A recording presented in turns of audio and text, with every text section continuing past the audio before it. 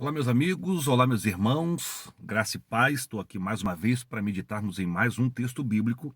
Hoje nós vamos meditar em Lucas capítulo de número 7, o versículo 14, 15 e 16.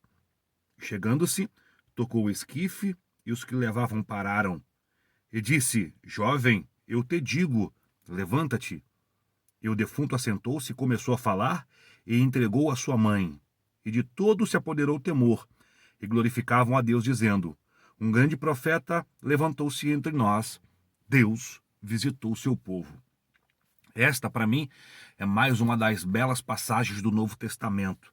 A história que você conhece, já leu, já pregou, já ensinou acerca de tal, que é a história do filho da viúva de Naim. O mesmo capítulo 7 de Lucas, a partir do verso 11, diz assim, ó: E aconteceu que pouco depois de ir ele à cidade chamada Naim, com ele ia muito dos seus discípulos e uma grande multidão. O que eu tenho que separar aqui?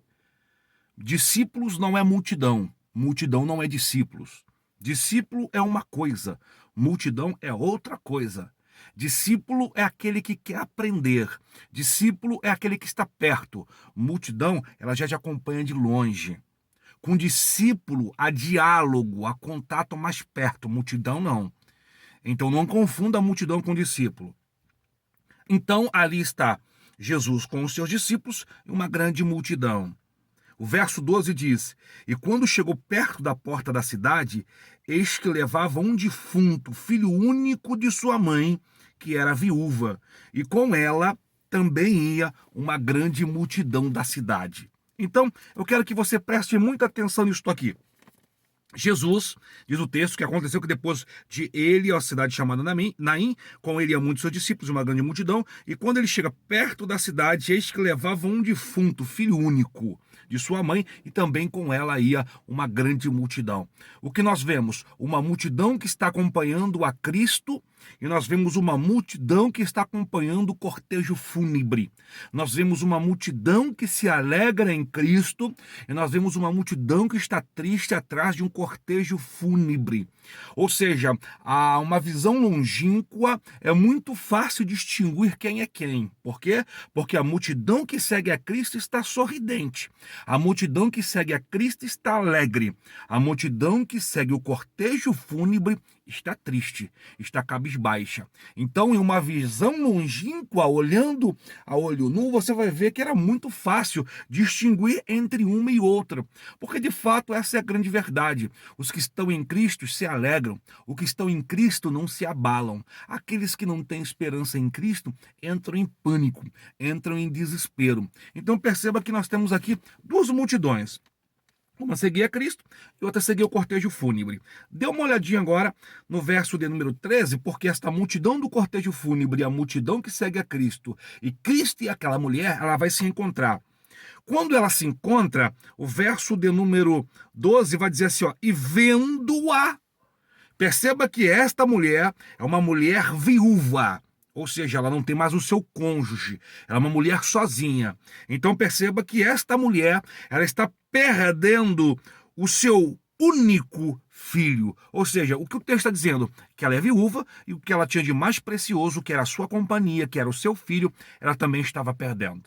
Então agora esta mulher está indo por um caminho que ela já havia feito antes para enterrar o seu marido. Então, no mesmo caminho que ela percorreu para enterrar o seu marido, é o mesmo caminho que ela está indo para enterrar o seu filho. Só que agora, ao enterrar o seu filho, diz o texto que esta multidão vai encontrar-se, ela vai chocar-se uma com a outra. E vendo-a, perceba que em meio à grande multidão, o Senhor Cristo ainda a vê. No meio da grande massa, Jesus te vê. Não importa onde você esteja, Ele está te vendo. Não importa qual seja a sua situação, Ele está te vendo. E vendo o Senhor, moveu-se de íntima compaixão por ela. Sabe o que é compaixão? É sentir o que o outro sente. É a dor que o outro sente. Então ele olha, ele vê a situação e sente a dor dela. E diz assim para esta mulher: não chores, não chores. E chegando-se, ele toca no esquife, o que não poderia fazer, é claro, porque aquele que tocasse no esquife ou na pessoa morta seria imundo, mas ele vai quebrar o protocolo, ele toca no esquife e os que levavam pararam. ficar assustado. Jesus olha para aquele jovem e diz: jovem, eu te digo. Perceba que ele não pede por favor, ele ordena, porque ele tem esse poderio. Jovem, eu te digo, levanta-te. Aí o verso 15 de Lucas capítulo 7 diz: e o defunto assentou-se e começou a falar. Ou seja, aquele que não tinha voz, agora está tendo voz. Aquele que estava morto, agora está em vida. Aquele que era trevas, agora está em luz. Por quê? Porque Jesus havia tocado nele. E quando Jesus toca nele, ele começa a falar, começa a falar. Ou seja, aquele menino seria um testemunho vivo para testificar o ministério de Cristo. Se eu estivesse, de repente, no lugar de Cristo, eu pegaria aquele menino para fazer parte do meu corpo ministerial.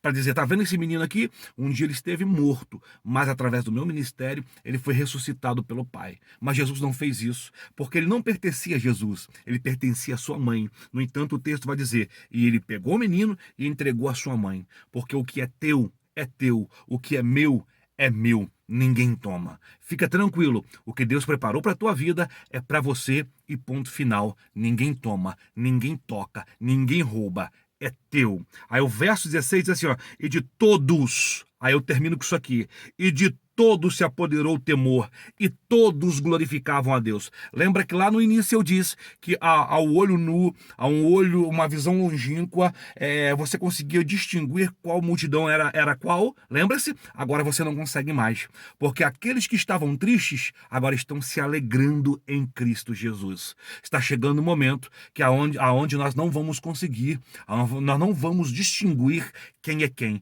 porque a alegria vai vir no semblante de todos. Acredite nisso. Deus abençoe a sua vida.